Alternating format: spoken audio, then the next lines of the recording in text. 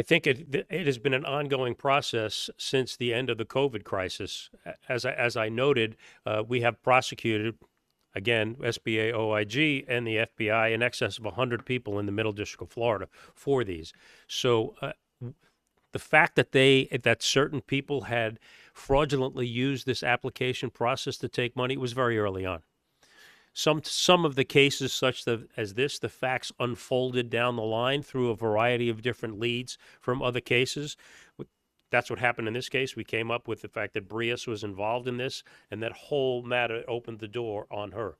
But let me say this: it was very early on when it became clear to the SBA and the FBI that there was an issue here with these loans. Early on, As in 2020, late 22, 2020.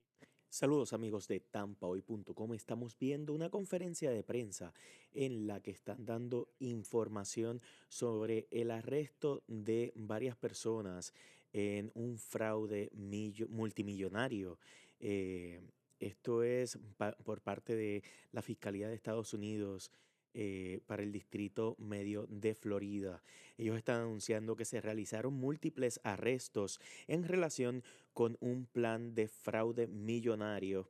El fiscal federal Greg Kehoe está discutiendo estos detalles en estos momentos y próximamente los vamos a tener todos detallados en TampaHoy.com para que te mantengas informado sobre esta y otras informaciones. From the other 9 co-conspirators. So, and she was involved with quite a few of them. So it wasn't a business concern where they were working. It was personal. and this again is just kind of another clarification. I added up all the wire transfers in this one larger indictment. It's only like 175-ish. Can you explain the difference in that amount and the total 2.2 million? How did we get there? Yeah, those are just counts for those particular wires. What we have, let me say this here: you can have 50 counts for every wire. We don't generally do that. We pick a select group of wires that are indicative of what they were doing over a period of time and lay that out. For punishment circumstances, the money will group totally and not just on the individual accounts. So it's more for efficiency and for getting the trial moving through, but it doesn't affect the sentence. And as I say, all of the monies, the fraudulent amount will group for sentencing.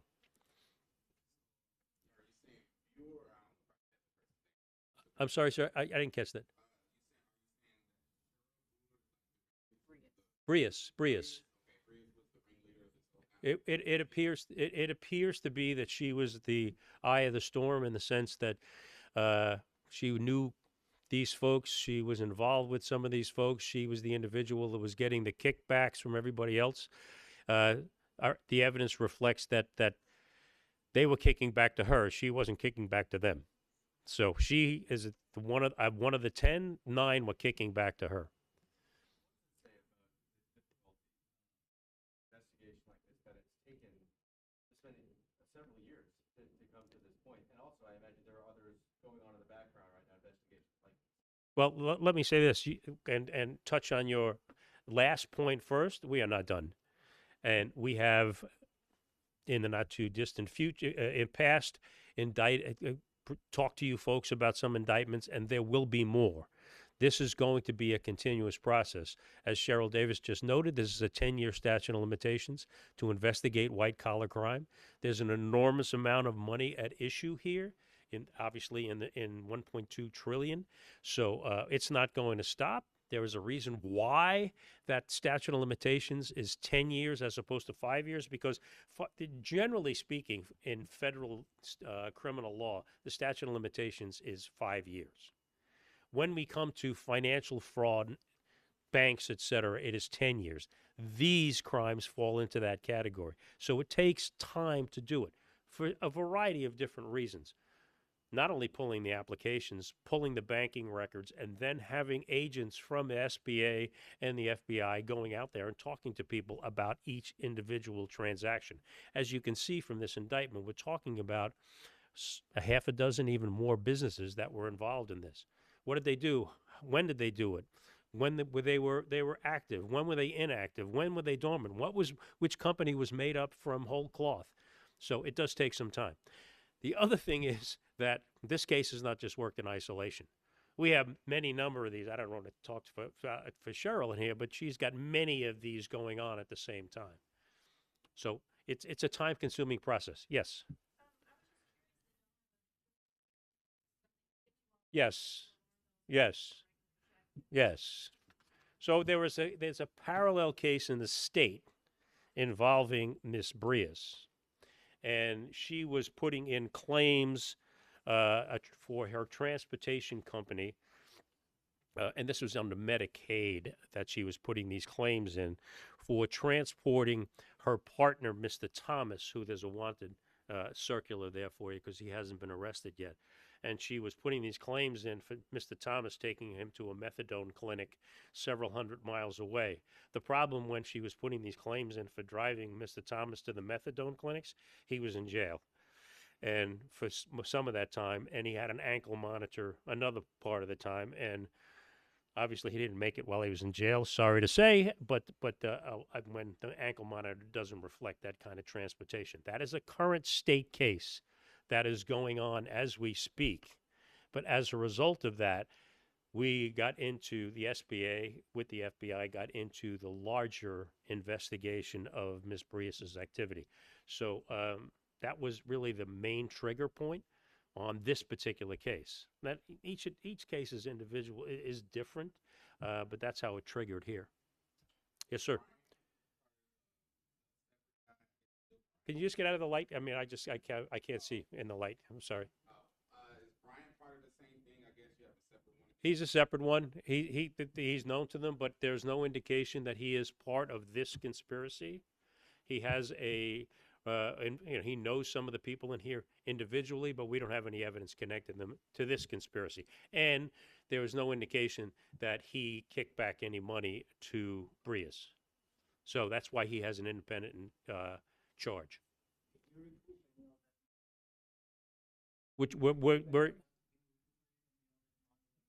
that we are attempting to do that right now. We have forfeiture provisions in the indictment to do that, and that is ongoing with freeze orders and other type of forfeiture filings that we're making. Considering you said at the top of this that they used a lot of this money for personal gain, what's the likelihood that you think any of that money will be returned to the federal government? I'll be very candid with you. It's difficult when you're in fact using those items using that money for consumer goods and prices. It's a difficult proposition. They still owe the money back, but recouping that money after they have spent it on personal expenses, I'm not going to mislead you. It's going to be difficult to get get 2.2 million back, but we will attempt to get every dime. And I wonder, just for you personally, this has got to frustrate you. 2.2 million federal tax dollars going to just someone's life, right?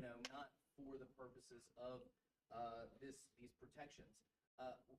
What's your message to folks that may have participated in things like this? Don't rest easy, because this is not going to end, and will be coming, and we'll continue to investigate this. As far as the frustration goes, let me say this, and just to echo what Jamila had to say, the program was designed to help people through a time in our lives that had never happened before, and it had never been, in our remote past. I can't think of a more catastrophic thing. Maybe the flu crisis after the First World War or something of that. But that's what it was designed to do. A well-intentioned item. You as a small business person, you have people on your payroll, you have expenses. We want to make sure you're going to make it through this. The intentions were for the best, to get that money out so you could survive and pay and keep your employees on the payroll. That was what the PPP loans were for, to keep them on the payroll.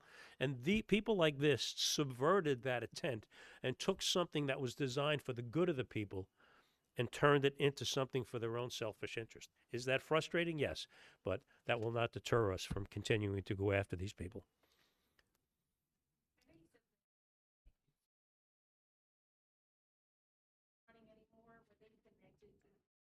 Oh, yeah, sure. As you can see from the indictment, there are a variety of companies that were getting these types of loan. Some of these loans were completely dormant. Some of these loans were inactive. Excuse me, companies were dormant or inactive. Some actually were inactive, but if they in fact had one employee, when they put the application in for the idle loans, they would say, "Well, I have 15, and this is my salary expense for all these people to get a PPP loan." They weren't paying any of that. Were any of these businesses active? Did they take advantage of legitimate businesses that are doing this right way that just got caught up in this, or no? I don't want to say that categorically that there were none of these businesses that were attempting to do business, but first of all, most of them no, most of them dormant, inactive, and maybe they were doing a little transportation here and there, but nothing remotely close to what they were alleging in their loan applications vis-a-vis employees, what their costs of operation were, and what their financial needs were to continue an operation.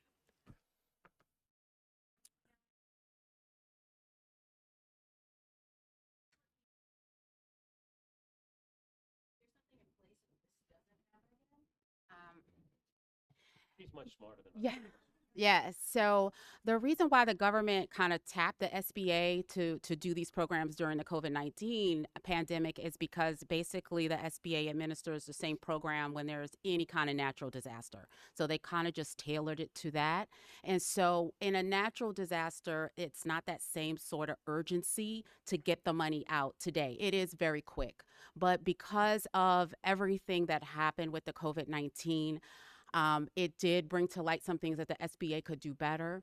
You know, now there's better software, better resources, better data checking, things like that.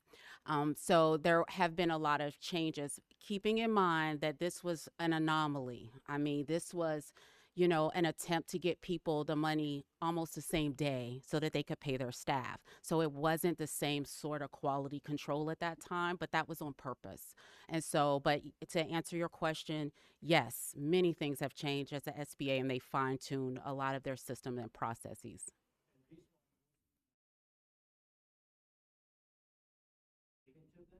They were all loans. In this particular case, the PPP program, that all of those loans could be forgiven and they would turn into a grant.